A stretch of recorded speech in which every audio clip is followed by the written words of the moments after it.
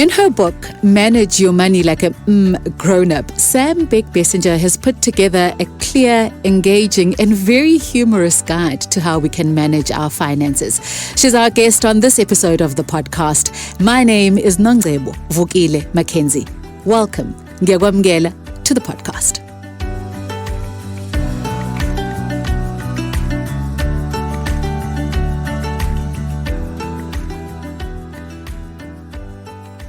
On this episode of the podcast, we're in conversation with Sam Beckbessinger. She's the author of the book, and I'll read it without the bleep.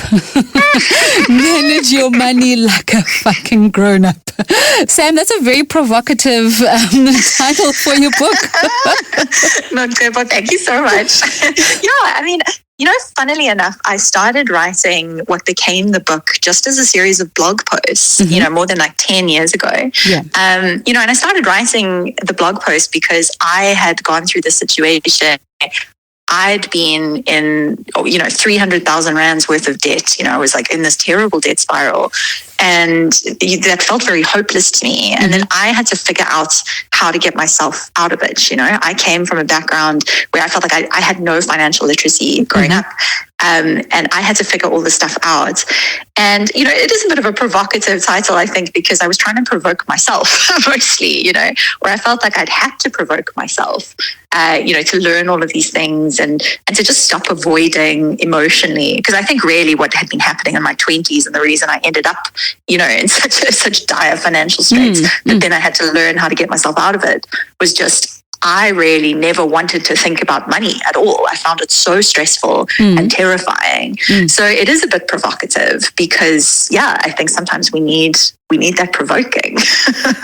I love how you started off in the book where you talk about the biases that we have about money and how I think we tend to have sort of like damsel syndrome when it comes to money. Somehow, magically, all my debt is going to disappear and I'm going to come into this lump sum of money. And it leads to all kinds of decisions that people, land up making in order to just get out of financial strain.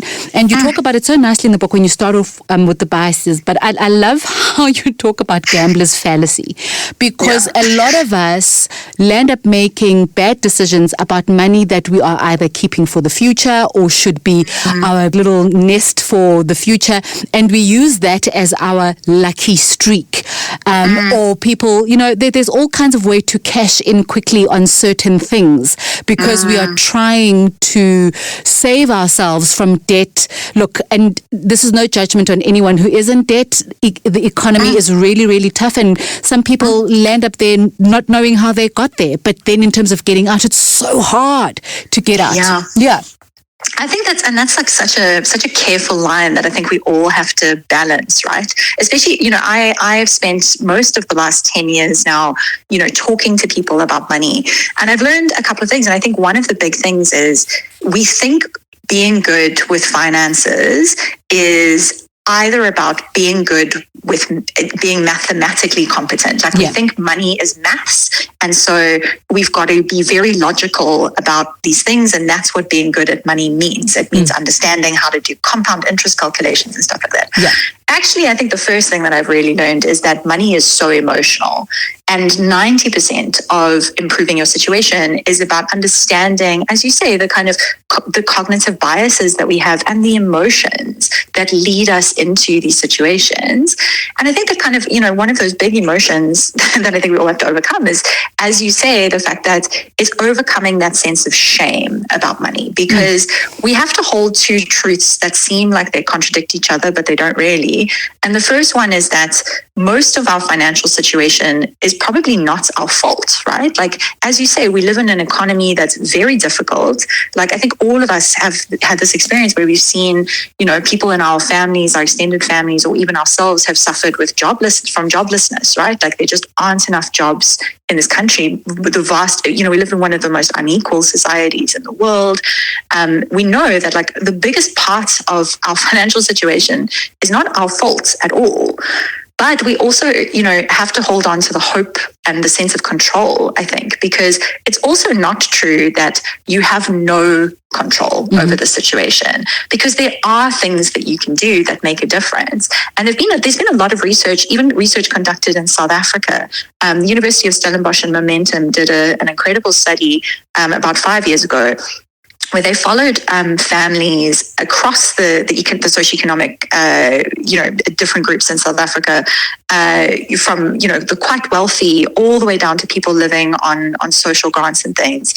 And they looked at the question, to what extent does your financial literacy have an impact on your financial outcomes? So they were asking the question, like, does it matter to try to improve your skills at managing money?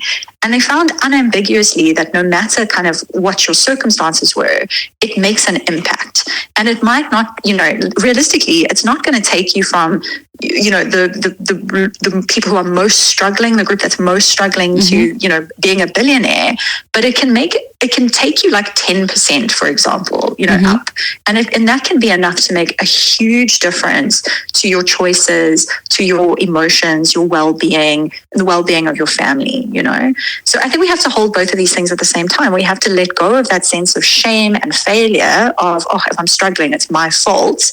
But also hold on to the sense of, there is something I can do about it. It's like, as you say, letting go of the damsel thing as well. Yeah. Like I can improve my literacy. I can figure out some basic rules about how money works, because it's actually not that complicated, was the other thing that I learned. You don't actually need to, understand complex financial calculations and things. You need to understand some basic principles about how money works. And just understanding those principles can get you out of this trap of just hoping that you'll win the lotto. That's your financial plan, is let's hope I win the lotto. There are actually a lot of other very practical steps you can take that can make a huge difference. What's nice about the book is that it starts off with the basics. You start off with obviously explaining just, the biases that we just talked about now. And then you go through sort of like a quiz just to give you an understanding. And I was laughing. Word problems. Yes, word problems. You're holding 3 apples. Paul asks to take 1 apple and he will then give it back to you with another apple. Will you give Paul the apple? But it's really, again, just affirming what you've just said, that if you think about it as simplistically as possible and then you apply it to the various contexts, and I say apples because your illustrations in the book as well have got these gremlins coming to bite the apples, and it makes it really, because talking about money is a very daunting subject, and talking about making a decision between a higher risk investment and a low risk investment, because of the wording, it becomes so scary, because then you're like, okay, what's risk? Okay. I don't want risk. Risk seems terrible. High risk, high return, but what if, and it becomes very difficult. But when you've put it in such a manner that the book itself is easy to read, you don't use the you obviously explain the complicated terms, but the way in which you convey the message is not using big words and complicated words and the illustrations of the monsters and the apples and all of that. And there's jokes, Nongcebo. There's jokes. I wanted to make it appealing to people like me in my 20s. I would never have bought a book about personal finance in my 20s. I felt like, this just isn't the kind of person I am. And I wanted to write something that was accessible to everyone, but also wasn't dumbing things down, right? Because it also, we do go through the book, through the foundational things that really matter. And then we do build on that. And we do, towards the second half of the book, I discuss very specific investment products. But I think that is backwards to how most financial education happens, because you think like my family grew up quite working class, and they never spoke to my parents. Loved us so much and they were great parents, but they never spoke to us about money because money was a stressful thing for them, and they wanted to protect us from that stress. And so how I really started learning about finances in my 20s was from advertising, from the financial services industry.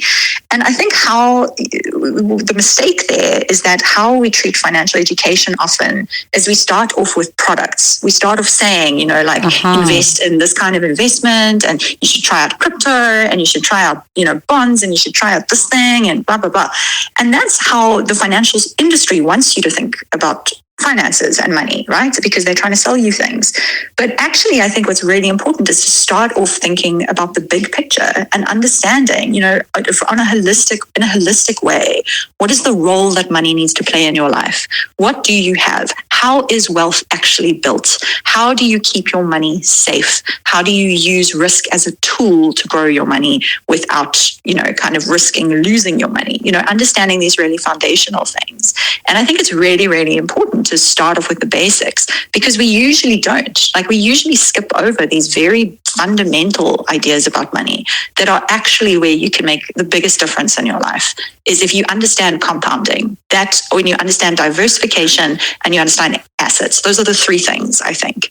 And then the products are secondary to that. Mm-hmm. But too often we start with the products. We say, invest in this thing. That's how you'll get rich. And that's not how we need to start thinking about things. And you also present different perspectives on how we are traditionally taught to view things. So I'll go to the footer on page 47, where you start off talking about Murta, the creepy neighbor who eats more and more and more. And then you talk also about the apple tree. If you pick an apple, there are seeds in that apple, and you can grow more apple trees from the apple that you picked from your original tree.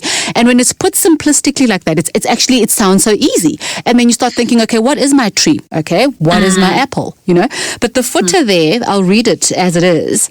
Okay, accounting nerds, I know you're tearing your hair out right now and yelling at the book about the technical definitions of assets and liabilities. Yes, I know that a car is technically a depreciating asset. I just don't believe it's useful to see a car in this way for regular people. Okay, thanks, love you, bye. Yeah, I mean, so my journey kind of to writing this book is, I studied, I did a degree in creative writing. I care about communicating. I care about talking to people. And I thought of myself as a creative person, and I thought, like this finance stuff, I'll figure this out when I'm earning more money, or one day when I win the lotto. And basically my financial plan for most of my 20s was just never think about it. I'm sure it'll be fine.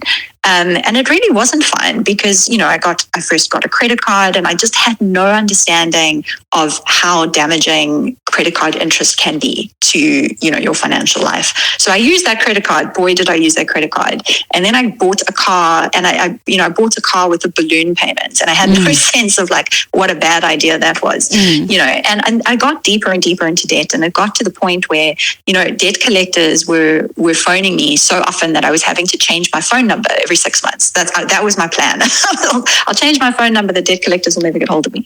And then I realized, okay, I need to stop avoiding this, because ironically, by not understanding these basic financial principles, money is now controlling every decision in my life. And how boring, I want to be thinking about other things. So, how I solved that is I got a job in the financial services industry. So I started working, I went into the belly of the beast. I was like, what's a better way of understanding finance than working in the financial services industry? So I worked in the financial services industry for years, and it was my job I was a user experience designer and a product manager, and it was my job kind of making apps that would help regular people understand their money, and when they look at their finances for banks and for insurance companies and that kind of thing, understand what they're looking at. And that was an incredible job, because it meant that I both started to learn about how the financial services industry understands finances, but also about, it gave me an opportunity to interview hundreds and hundreds and hundreds of regular people, of middle-class people, of working-class people, of wealthy people, all across the board, about how they think about their money.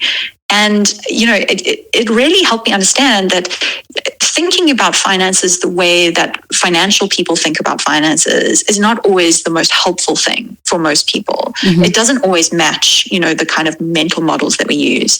So I was really interested in trying to write a book that is quite, it's financially informed. I do know my stuff now. I had to learn.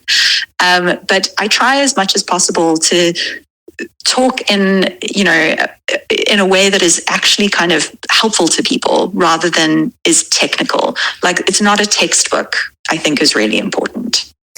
So there are some aspects of it that really go into the technical aspects of managing your money. I mean, that's the whole point of the book, to break it down and then build it back up again towards you building a wealth profile. And so let's talk about the money dashboard. Yeah. Okay, so I think basically how I like to talk about this, right, is it's a little bit like you've got to think about managing your money like you would think about a fitness program, you know. So I've recently started getting into running because I'm nearly 40 and my body's falling apart. And I'm trying to run a half marathon, right? Well done. And thank you. Congratulate me when I've actually successfully run it. So far, I'm on 12Ks.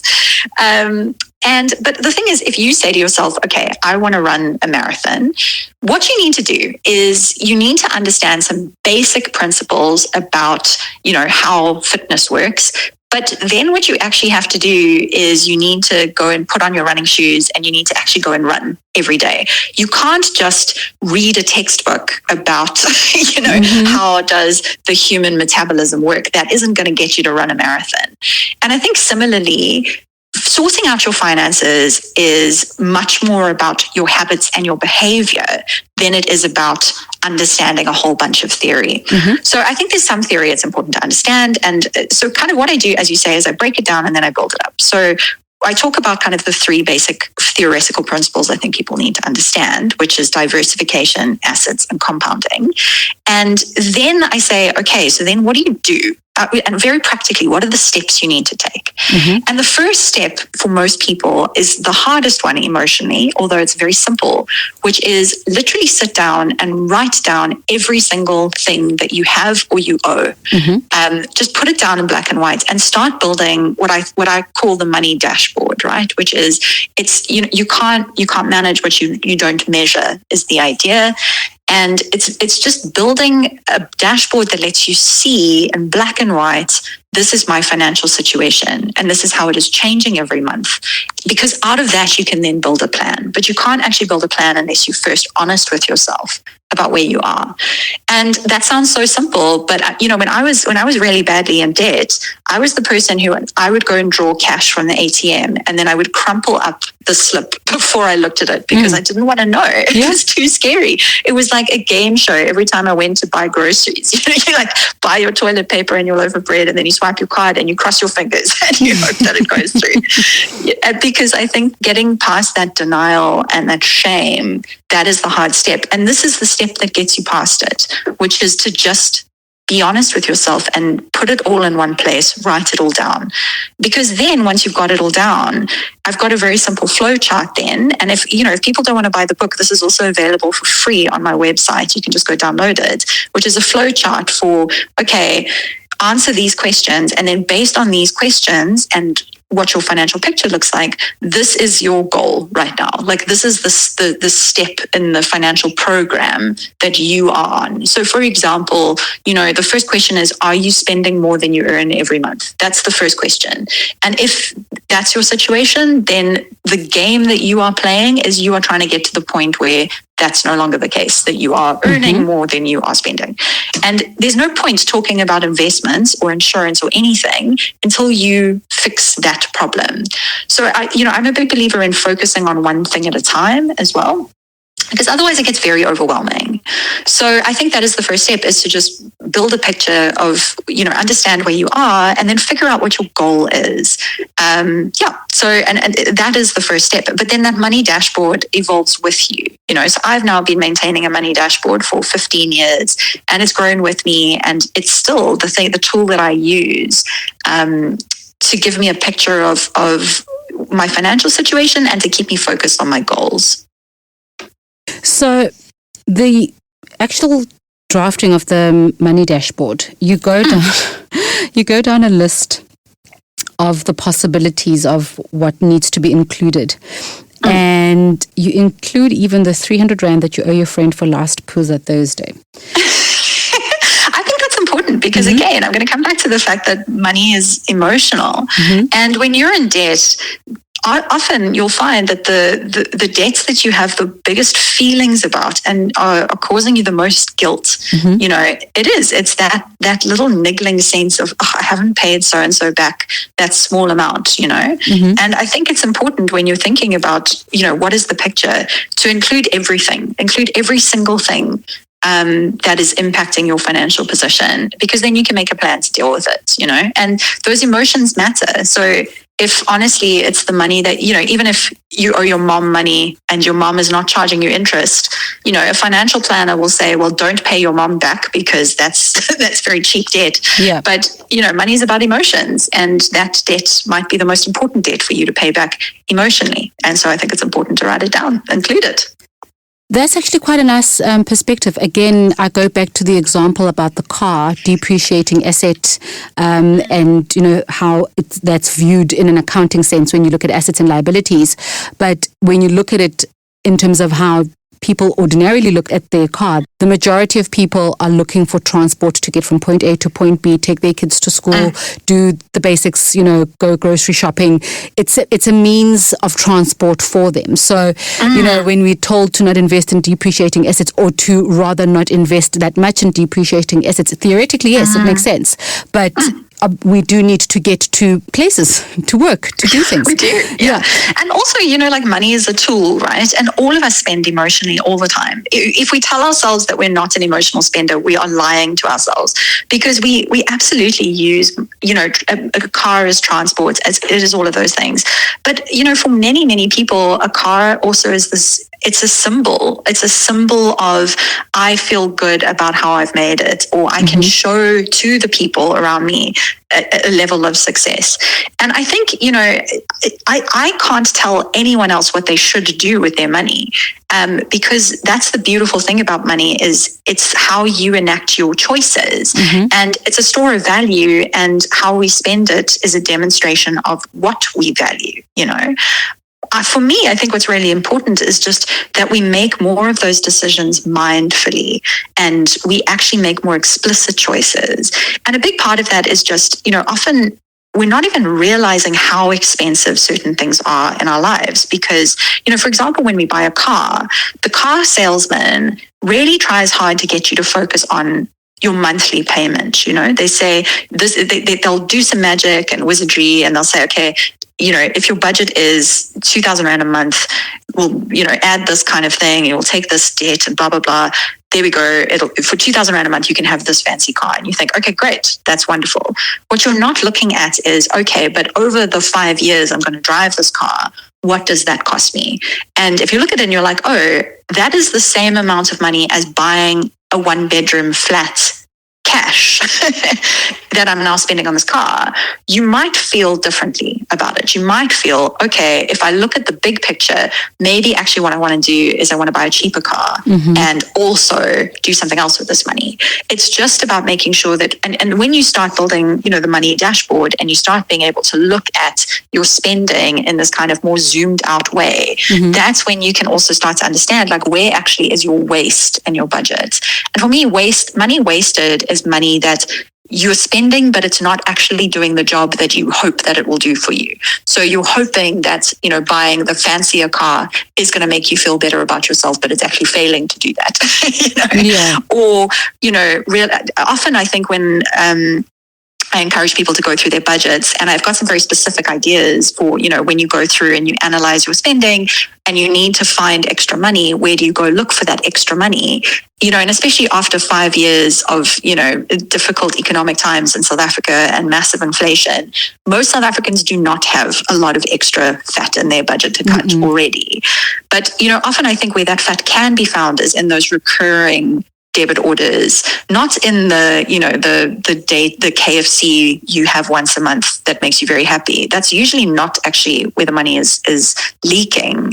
It's often like, oh, you might have more insurance than you actually need. It's these kind of invisible leaks in the system. That's, and I think that this is why building a really detailed picture of all the money that's moving into your life and out of your life, where it is and where it's going, that is the first step before you can make any kind of plan, is you just have to know, you need the information. And that's the perspective that a lot of people need about how they make their spending decisions and how to sort of interact with their spending as opposed to just spending, if I'm making sense. Interact with why I'm spending. Could I spend it differently?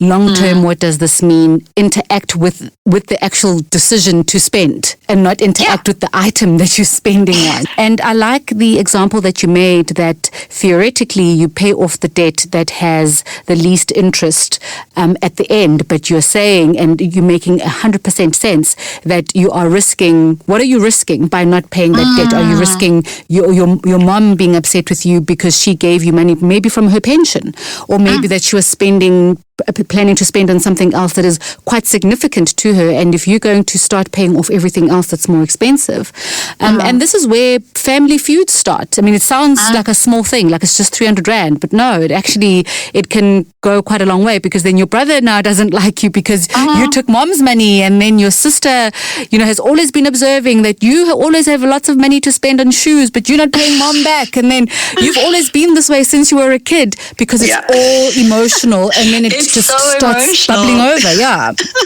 Exactly. No, exactly. So I'm actually updating the book at the moment. So we are hoping to bring out an updated edition of the book next year in 2026, because it's now been 8 years since the book came out, and it's been really lovely kind of revisiting the book recently. Been kind of updating some sections. There's a couple of things where the rules have changed, or the industry has kind of changed over the last 8 years, like especially the 2-tier retirement savings stuff that I need to update. So all of that's going to be updated. But it's also been a really lovely opportunity to think about the things that, 10 years ago when I wrote the book and I was in my early 30s or late 20s even, what is the kind of new wisdom that I've also kind of gained? And, since the book came out, one of the most incredible things for me is that it's also enabled the most incredible conversations with readers. We've sold over 100,000 copies of the book, and I feel like I've had at least 100,000 conversations with readers that have just been so special to me.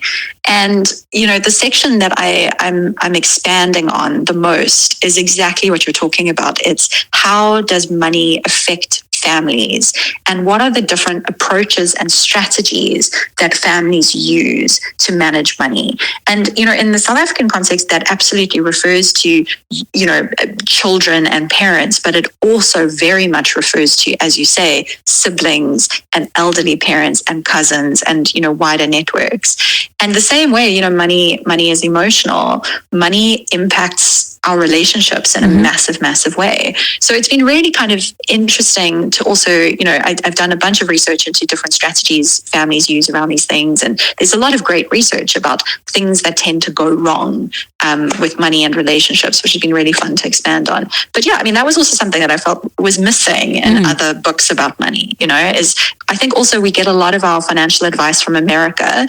And, their economy is a very different economy to our economy. They have different kinds of products. They have inflation looks entirely different. But two, I think that it's a much more individualistic culture, America, than South Africa. And, when we think about money, the big question with money is it going to help us? Is it going to enable us to live the lives that we care about? That's the only, important question, which means it has to be part of how we think about our families and our duties to our families and what we want for our families, and how we think about building intergenerational wealth and all of those kind of really nuanced and very emotional questions. That's been really fun to think about. You suggest various ways when you're interrogating your spending, coming now from this money dashboard, when you're interrogating your spending, as you were saying now, that if you really look at it, you might have more insurance than you need. You list a few things which a person needs to really take a closer look at. Cell phone contracts are nonsense. And incidentally, I was speaking to someone, a 25-year-old this week, and they were saying that they want to take out a cell phone contract so that they can have a credit record. And my reasons for saying no no, I don't think that's a good idea. We're completely different to what you detail in the book. But also, it's something that you talk about in the book as well, this whole idea of taking out a cell phone contract to build a credit record because you can save up for that. But then you also expand on why cell phone contracts are not a good idea. And then you talk about finding cheaper insurance and also just the basic day-to-day things. You know, when I read this book, I was like, because, you know, when you think about the electricity bill and the water bill, oh, Sam, there is nothing more divine. After a long day, especially now it's autumn, going into winter, taking a lovely long shower. And there's this thing, you'll switch on the shower, and then you'll be like, oh, I'm just testing the water. And then you'll end up testing the water for like 3-5 minutes. And then you walk away, like, I want to boil the kettle quickly while I'm showering so that when I jump out the shower, I can quickly make my cup of tea. And then you're in the shower for 15 minutes and then you've got to reboil the kettle, and then somebody calls you to do something and you start talking and then the kettle boils and then it's cold, and those are the little things that are adding to the bill at the end of the day. Oh, girl, I hear you. I love nothing more in this life than a hot, long bath. It's one of my great joys and pleasures in life. But I think that, you know, this is a great point. You were saying, you know, these little things add up. And I think that's 100% true. But one of the metaphors that I use in the book is I talk about thinking about all your spending like a jar full of rocks, you know. And if I were to ask you, I were to say, you know, here's a jar full of rocks. Try and make some space in the jar as quickly as you can. You know, you can spend, and imagine there's different size rocks in the jar. There's like 3 big boulders, and then there's a whole bunch of pebbles, and then there's little grains of sand, you know, like tiny, tiny ones in all the cracks. Now, you can either open that jar and you can spend the next hour one by one taking out each little grain of sand in that jar, or you could reach in and you could pull out one big rock, and that'll be, you know, that'll take 1 second and have a much bigger impact. So, you know, I think it's really important to start off with the biggest things and then work to the smallest things, because it's just much easier to cancel one debit order or to spend 1 hour on the phone trying to find cheaper car insurance, which might save you thousands of rand, or a cheaper medical aid might save you thousands of rand over the year. And it's a schlep. Like, no one likes spending an hour trying to find cheaper medical aid, but you'd rather do that, and it's more effective to do that than to worry about every single time you turn on the kettle. And I think similarly, you know, like with the electricity, you know, it's thinking about the big questions. Like, it makes more of an impact to insulate your geyser than to worry about every 5 minutes that you're running the shower before you get in the shower. So it's also thinking about, you know, being smart, being strategic, and focusing. But again, you don't know where to start unless you have the dashboard, unless you can actually look at this and say, okay, if I'm now looking at my monthly bills, what are the big ones? And can I make one change with one of these big bills?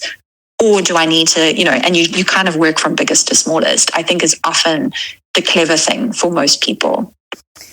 So in chapter 5, you talk about alternatives to buying a house. And I found this interesting. Investing in a property fund. How is that a good idea?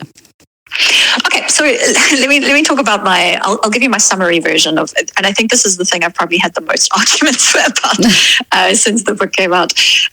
So when I was growing up, the one piece of financial advice I got from my parents from the time I was, you know, can remember, was get on the property ladder the moment you can get on the property ladder. And what they meant was buy your own house, you know. And I heard all of these sayings like, why are you paying your landlord's mortgage when you could be paying your own home loan, you know? And you hear all of these things. And there's so much pressure in South Africa to buy your house as early as you can. But there's a couple of things about buying a house, you know.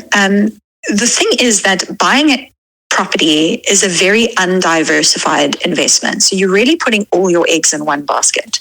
And people in my parents' generation who bought a house in their early 20s, which was like, you know, the 70s, the 80s, they made so much money owning those properties. It was great for them.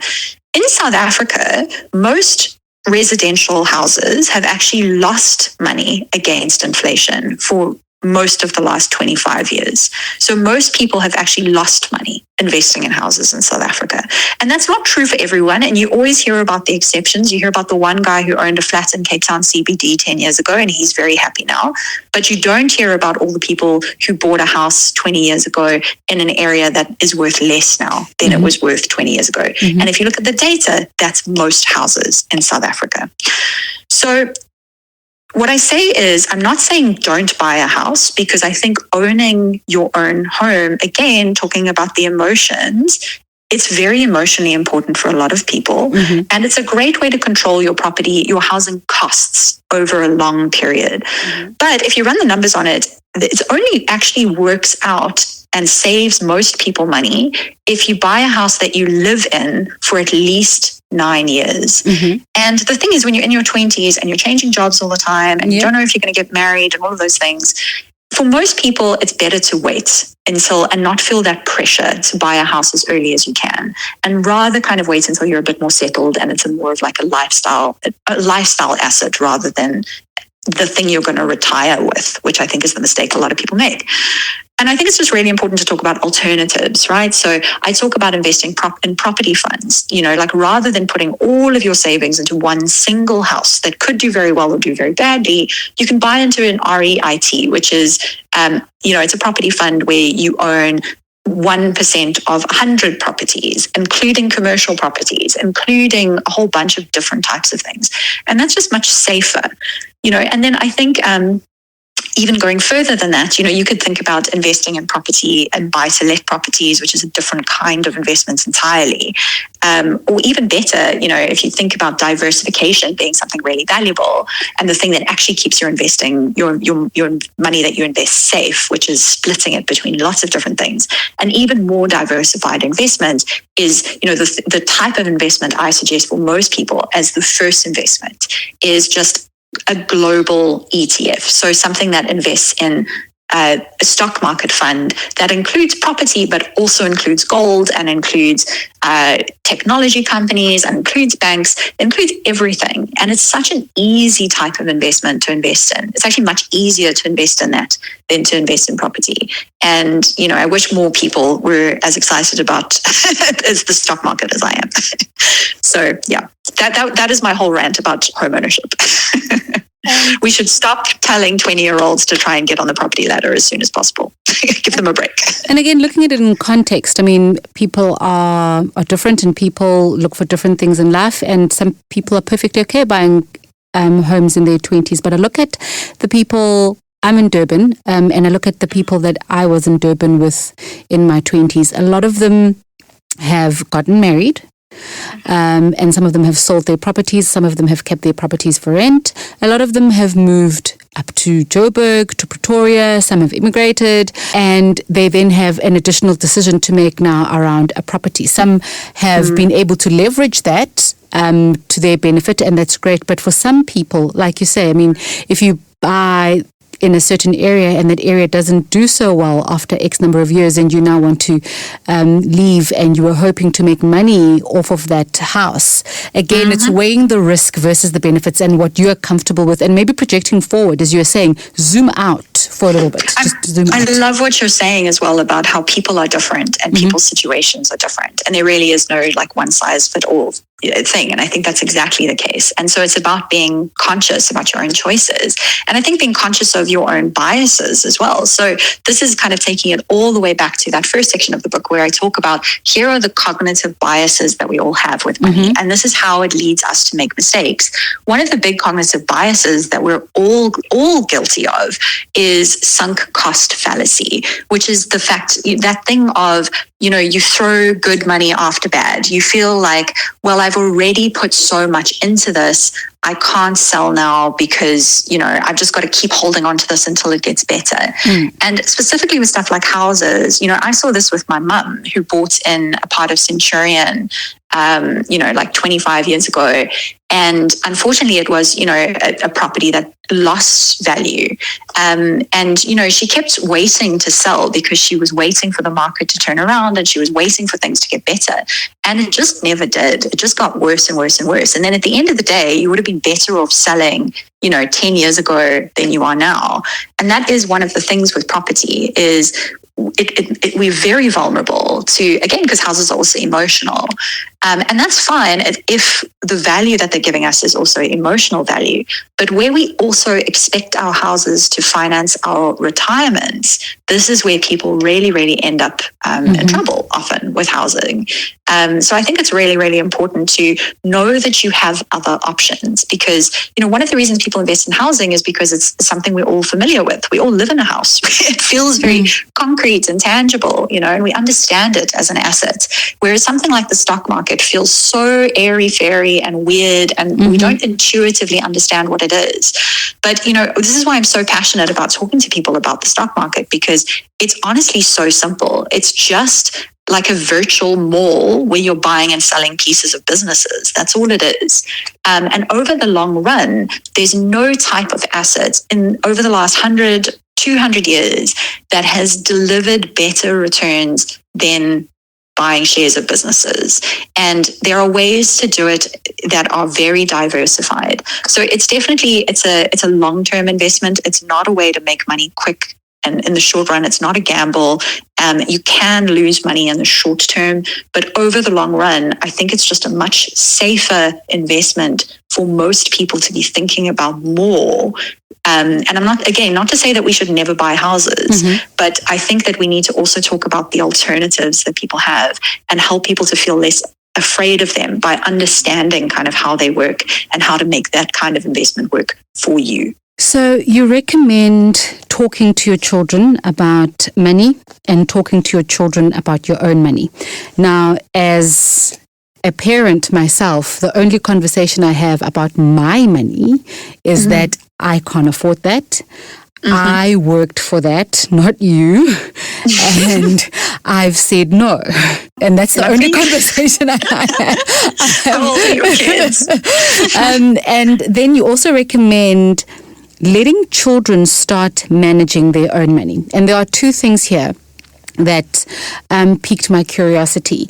Because a lot of parents, we grew up with parents, a lot of people my age, let me put it that way, a lot of us grew up with parents who didn't talk about money simply because there was so little of it to go around. So the conversation was really, how am I going to pay your school fees? How am I, I'm owing this, I'm owing that, because they were trying to, get the best for us that they could.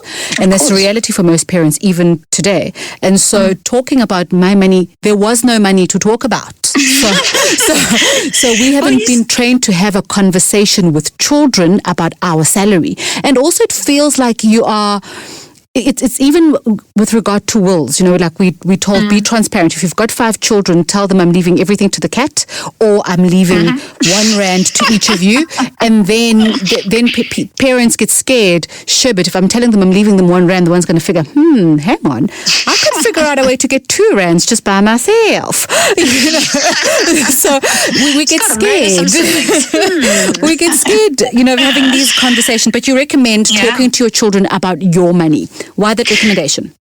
So, it's interesting that you say that you don't talk to your kids about money because, you're describing what you're describing. I think you are, I think that we communicate the basic principles very, very early. And I think when you say to a child, I'm not buying this for you because I can't afford it, I think that's a really important lesson that you are communicating to your child. You're communicating financial responsibility, and even things like, kids also learn by watching you as much as anything else.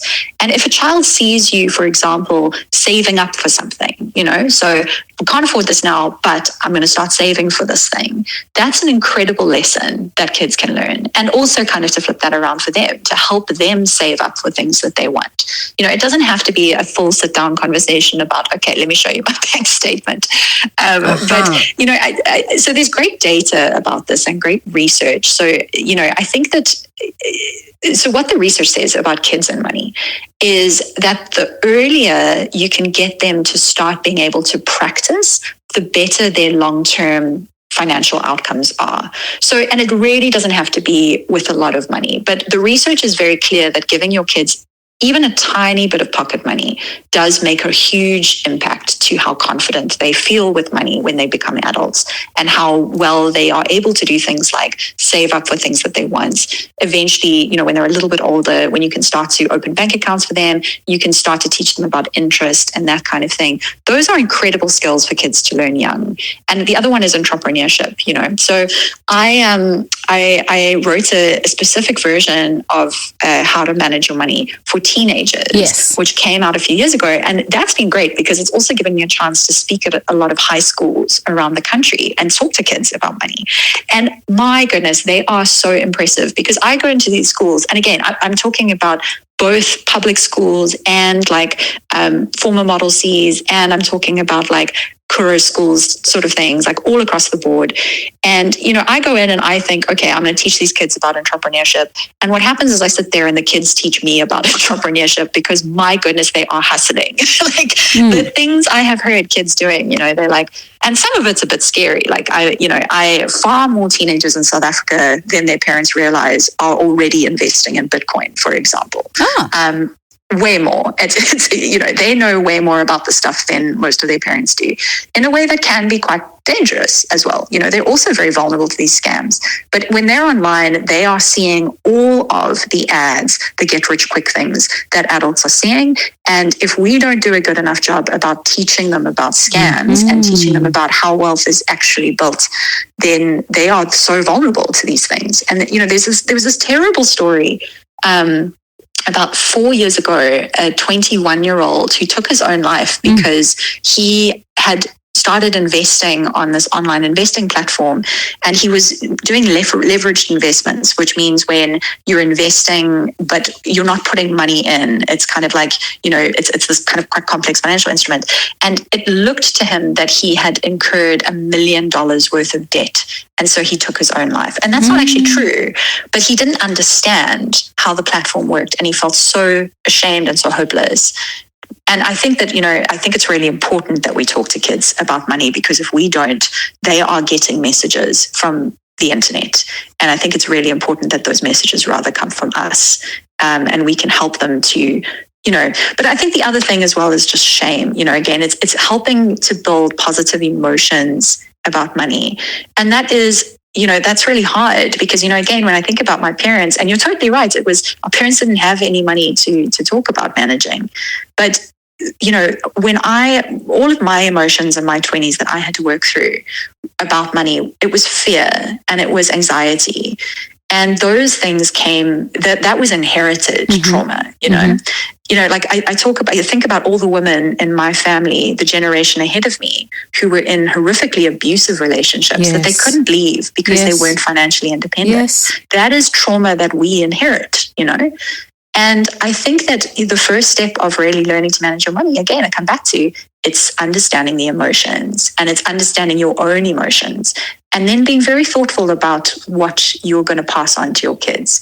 Because even when you think you're not talking to them about money, they are learning, they're watching, and they're hearing how you talk about all of the decisions you make about money. So someone said something that I found quite intriguing.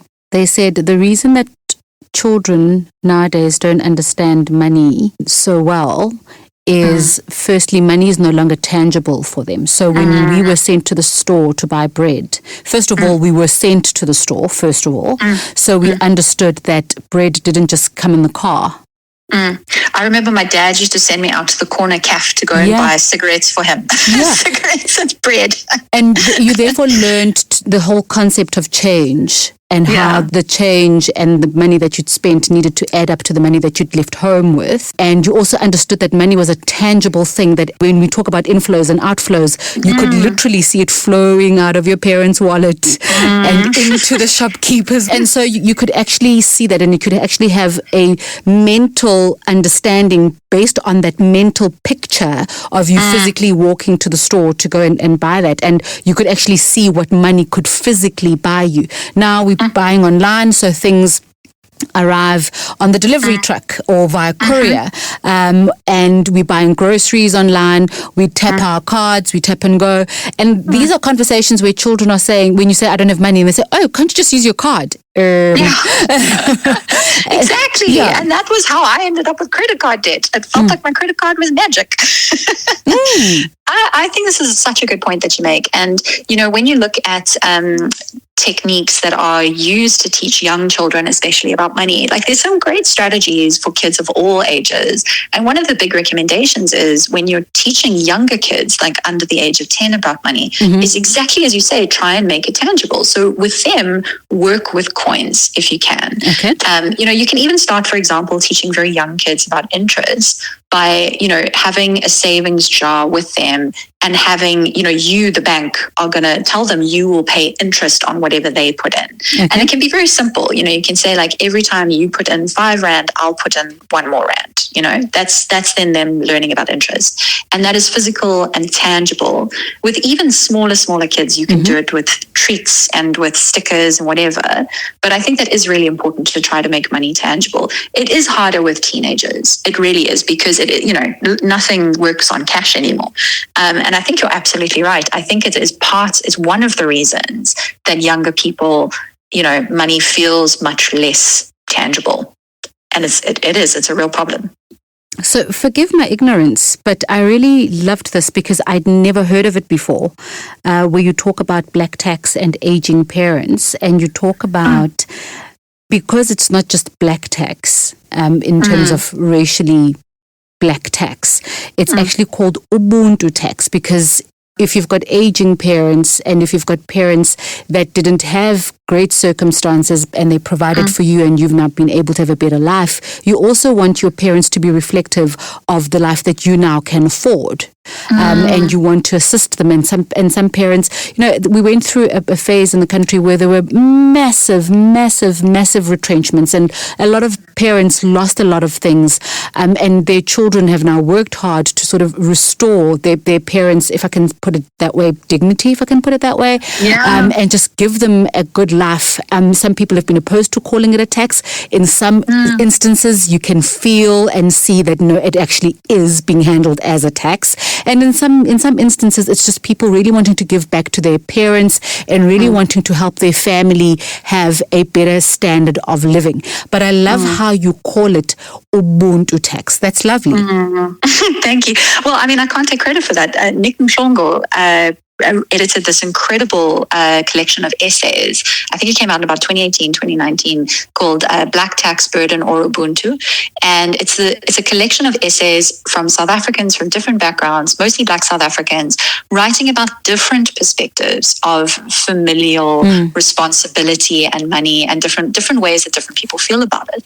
And I think this is it. Different people do feel differently. I think that one of the things that's important, though, and, you know, I think, you know, all of us come into this world owing a debt to our parents that we can never repay to some extent, you know, and thinking, is it even right to think of it as a debt? But, you know, none of us are individuals in this world. And, you know, again, coming back to this thing about how so much financial advice is so individualistic, because it comes from America, and that's not our cultures. That's not our country. And not everyone feels regretful of, you know, it can feel like an incredible honor to be able to uplift your family with you. And it can feel like you are the realization of your family's hard work as well, you know. But I think that one of the things that is important is when you look at other families, to just be aware of the fact that we all have such different starts in life and such different circumstances. Because, you know, especially when I talk to young people in their 20s and they're in their first kind of grown-up jobs, you know, especially Black South Africans, because of our history, very often I talk to people and people would tell me they feel very far behind their peers, because peers who come from backgrounds where their first paycheck is 100% theirs. It's all, the money that comes in is for them. They can start saving. They can start buying their car. That is not normal in South Africa for your first paycheck to be just yours. And I think it's just really important for all of us as a society when we look around and we think to ourselves, like, am I behind? Am I failing? To remember that some people, they start, they don't even start with 100% of their own paycheck. They start off inheriting things. It works. Some people start with intergenerational wealth. And I think, also one of the really important things when it's this constant, really difficult balancing act, when you're thinking about saving and you're thinking about investing, it's always that question of, you're balancing your desire to give back to your parents, to invest in your own retirement and to invest in your children. And, I think understanding things like compounding can be really powerful when you apply it to intergenerational wealth thinking. But, I think we make a huge mistake when we pretend that personal finances are personal, that it's just about us, and ignore the fact that we do. We live in these networks, and this is Ubuntu. I think this is the best word for this. We are interconnected. That is our humanity. You also give strategies. Let me take it from the top. So creating your own money challenge board. You rate them from difficult to easy.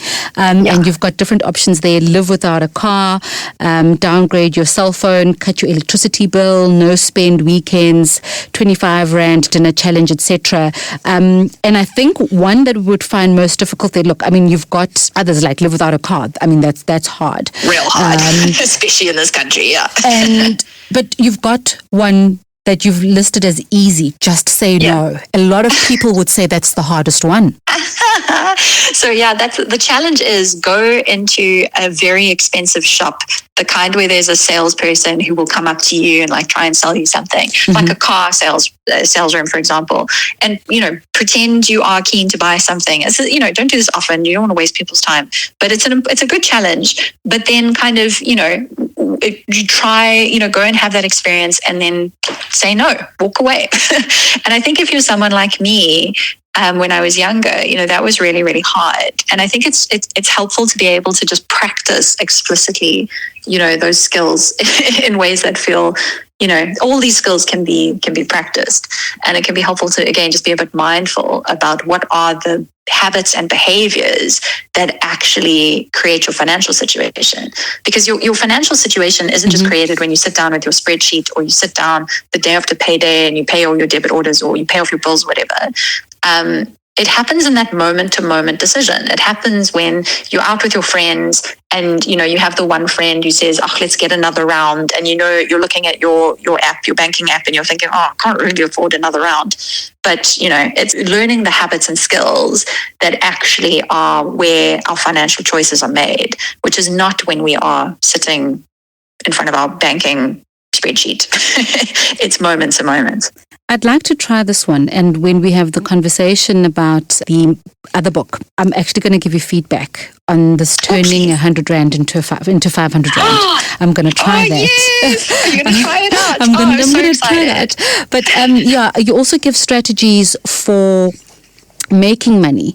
And you talk about honing your skills. You're talking about pricing your time. I really like what you say here about pricing your time, because for somebody who isn't a freelancer, they might not be used to that and they might believe they don't have time to price. So let's say maybe it's somebody that, is good at baking, for argument's sake, is good at baking, but they've never baked outside of their family. They bake for functions, and everybody knows that if it's a family function, so-and-so must bake. So they've never really learned to price the value of their skill, and also to price their time, create a side hustle, but price their time, because maybe they do have a job, but they're sitting on this phenomenal baking skill or sewing skill. And I wish this was a skill that we taught people in school. How do you actually do that? How do you set a price for something?